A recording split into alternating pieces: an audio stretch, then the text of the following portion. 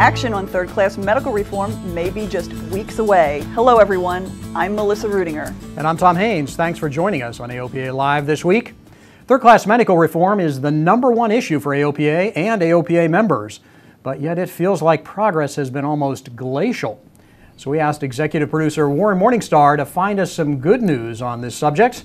And Warren, is there any good news? Well, I think there is, Tom, but yes, we understand that the wait has been horrible, and no one is more impatient than AOPA President Mark Baker and our legislative team down on Capitol Hill.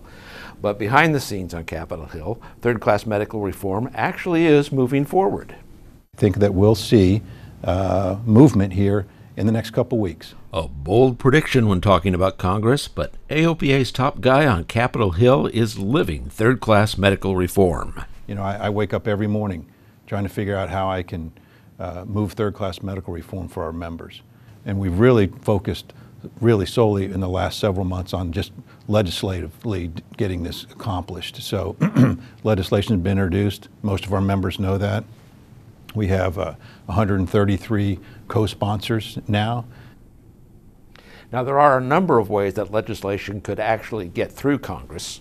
We are right now in the process of trying to get third-class medical reform on every and any possible piece of legislation we can. We are looking to include third-class medical reform in the FAA reauthorization bill, try to move it standalone.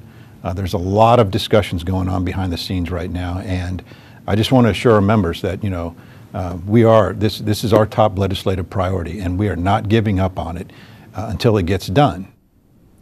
So Warren, why is it taking so long? Well, that is a fair question, and if we go back in history, you'll remember that about a year ago, AOPA and EAA worked together with the FAA to get some proposed rules that would have reformed the third-class medical certificate. FAA did its job, wrote the proposed rules, sent it up to DOT, their parent agency. But as you can see from this DOT report, they don't expect to publish the rule for comment until September. Now, that was supposed to have happened back in November, so to say that DOT is dragging its feet would be an understatement. And of course, that's why AOPA took this legislative tack, but you know, getting things through Congress is really pretty messy. In the last Congress, there were 10,600 bills introduced, of which 290 became law. So it's a very, very low percentage. And I think that AOPA members get a lot of credit for keeping this issue of third-class medical on the table, calling their senators, calling their members of Congress, suggesting that this arcane law needs to go away, or rule, I should say. We are working this thing every single day. We are laser focused, and we're going to work till we get this done. Is it taking too long? Yes. And for that, I apologize, but you know, there's not too much I can do about that other than get up every morning and try to make this happen, and that's what we're doing.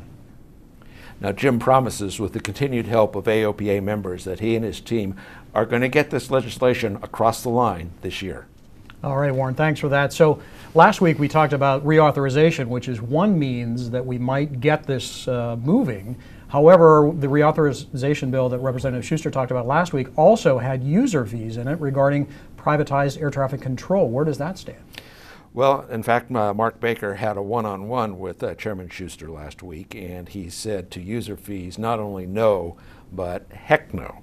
But the reauthorization bill is going to be a tough one to get through Congress, and Chairman Shuster and the Transportation and Infrastructure Committee actually have an awful lot on their plate, because they're also dealing with the surface bill, which will also expire this year, and the Highway Trust Fund's going to run out of money sometime this year. So they got a lot to do. They do, but lots more to come on that. We're anxious to see what happens next from getting that moving.